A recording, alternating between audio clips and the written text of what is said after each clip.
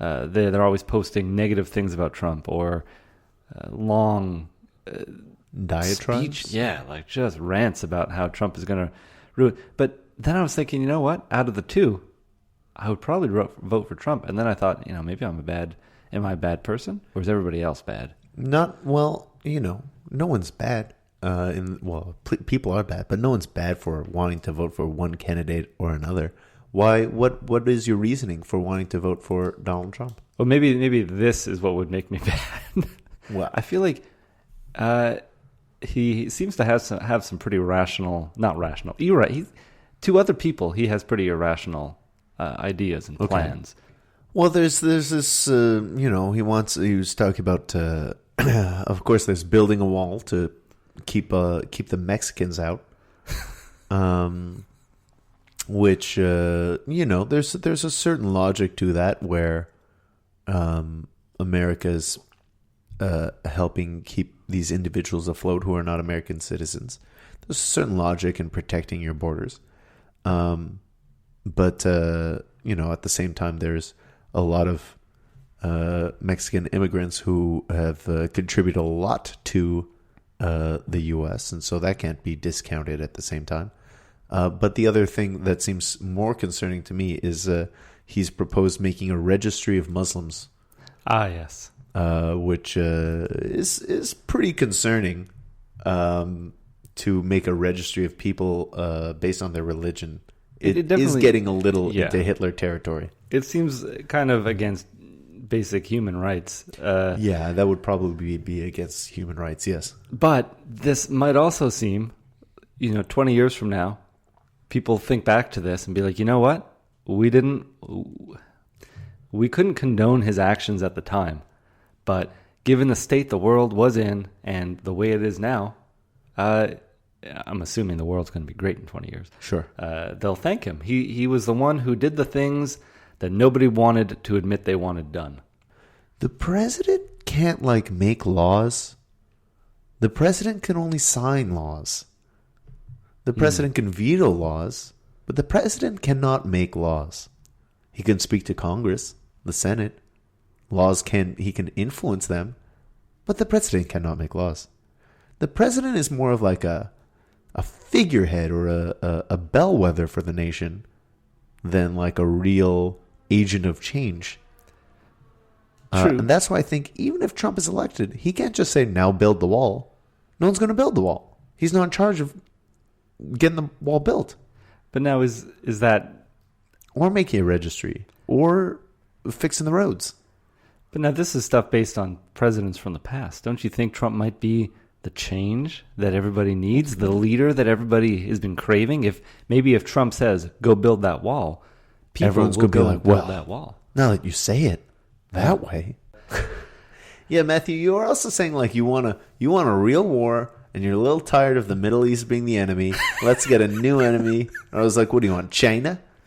And you're like, yeah, the Chinese. Let's go for it. Let's start a war with the Chinese. They're not as scary as the Russians or something. What do you mean they're not as scary? In the sheer numbers. The numbers are scary, yes. The numbers are scary where they could throw, five Chinese soldiers for every one of our soldiers easily. It's also a communist country. They could just say, hey, everyone's in the army now. Now they have the world's largest army. That's true. But, maybe not trained. Sure. But, okay, let's say they trained everyone in the country for a year. Yeah. Now they have the world's largest army. But in that year, what would we be doing? How do you know they're being trained? Oh, they might be being trained right now. Exactly. What would happen to all of our stuff, all of our made in China stuff? We wouldn't be getting that anymore, I'm sure. Well, no, they'd let the children make that. Ah, good. But you see, that could also raise some issues, too, because who knows. And then in the free time, after the factory work, they get a little army training. And then by the time they're done factory work, they're ready for the army. Yeah. China is very efficient. Yeah. So, maybe, okay, what's an enemy that isn't as scary as Russians, not as efficient as the Chinese? How about the Australians? Oh, yeah. I feel like we could take them. Maybe. That island's huge. It is a huge island, but it's not densely populated, much like Canada. It's true. It was a Google Earth thing at once, and a lot of it is just red sand. That's the outback. Red sand. red dirt, but it's most of it. Like, you get the Sydneys and the Melbournes, but yeah. But everything in the middle is like no one's living there. No, just dingoes. Yeah, dingoes and red kangaroos. Yeah. So Sebastien, I don't know. I don't know how the election's going to go, but I feel like it's too soon. I feel like you just had a black president. Sure. You can't right away go in for a woman president. Why not? It's too much. Aren't the barriers knocked down now? It's like spread out the diversity a little bit. What do you mean spread out the diversity? Can it? Why can't it be all at once? Because it's just like it's like eating. And it's not all at once. It's been 8 years. Yeah, but the way history will remember it, it was black president, woman president, and then what? Where do you go from there? Either that, or in 150 years from now, we've had such a diverse series of presidents that's not like black president, woman president, back to normal. It'll be like, yeah, and then there was this guy and that lady, and then this other guy and that other guy. Oh, and here's another lady, and there's another lady, and now another guy, and this guy's a Muslim president. This lady's a Jewish president. Like, how much do you care that there was a female prime minister? How about that the leader of Germany is a woman right now? That seems right. Yeah? Yeah. All right. They're very domineering over there. All right. Okay. I mean, I feel like although I don't care for Germans on principle, you start a couple world wars and I just can't trust you. Yeah. I know that's generations ago and that they're probably better informed about what led to Nazi Germany than I am. They teach it in the schools and stuff. They don't ignore their past. And so they kind of face it more directly. Do you think Germans review the wars in school as like through rose-colored glasses? No, not at all. It was like, this is our great shame. Oh, yeah. Okay. Maybe they have one teacher that just kind of changes the curriculum a little bit. Yeah, you've got one teacher who's like, but if we did it, oh boy, if we did it. Oh. I mean, those wars also decimated the country just enough that it could rebuild, start another war, and then get decimated again. And when I say decimated, I'm not just saying physically or population-wise, also financially. Yeah. They just print more money, though. I'm gonna say right here and now that my Canadian vote goes to Donald Trump. It's not going anywhere, your Canadian vote. You don't get a Canadian vote in this American election. It's worth nothing, but I still You're supporting Donald Trump? Trump seems like maybe he'll stir things up. Mix, you don't know what you're going to get. If we're going to go down, let's go down swinging. Let's just try something drastic. Let's just see what happens. Let's burn this mother down. Yeah, exactly. Who knows what's going to happen? It's time. Burn it down so we can build it back up. Maybe that's it. America needs to hit rock bottom. Yeah. There you go. You need to have dogs stealing babies in the streets.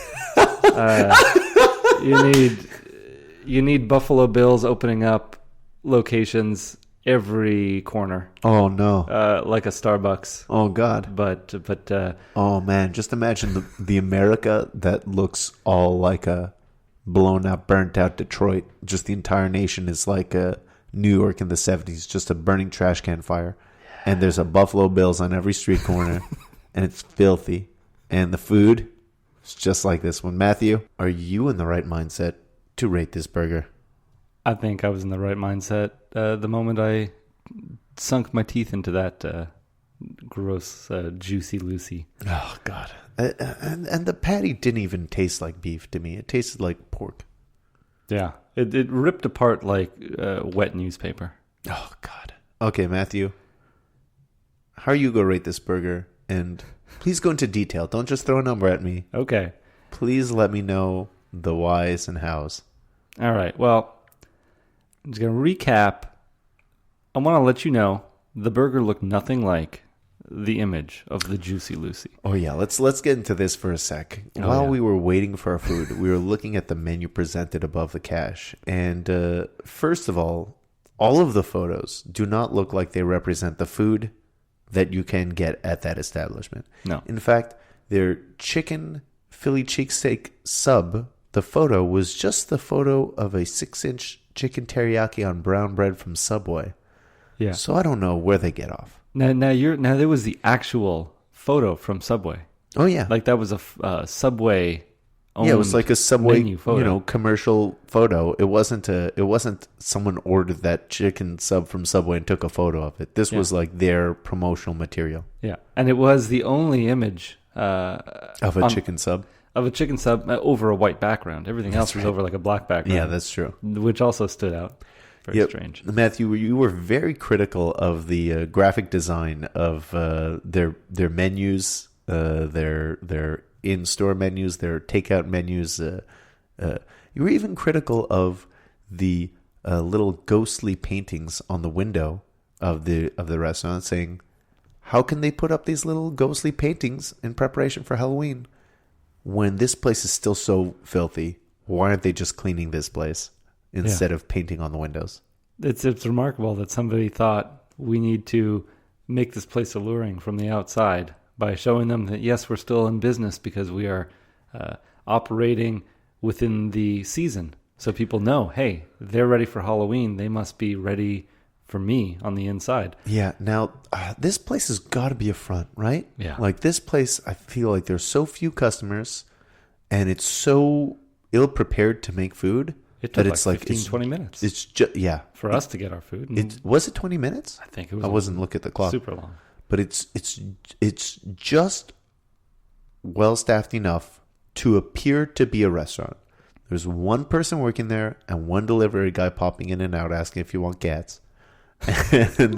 and like it takes a long time to make the food. It is bad food that is poorly prepared. The place is filthy. It's just the baseline for like what makes it a restaurant. It's got some chairs, they have cans of soda in a fridge. It's just enough for it to be a restaurant. Yeah. This has got to be like a money laundering scheme or something. Yeah. Because they've changed location and maybe even gotten worse. I just don't understand it. It's remarkable. Even La Belle Province restaurant tapes down the tears in their booths. They have a little bit of self-respect. They try a little to, okay, we're not a nice restaurant, but we're not so savages. shabby, maybe their budget isn't so great, but there's a little self-respect. The Buffalo Bills lacks any self-respect, it would seem.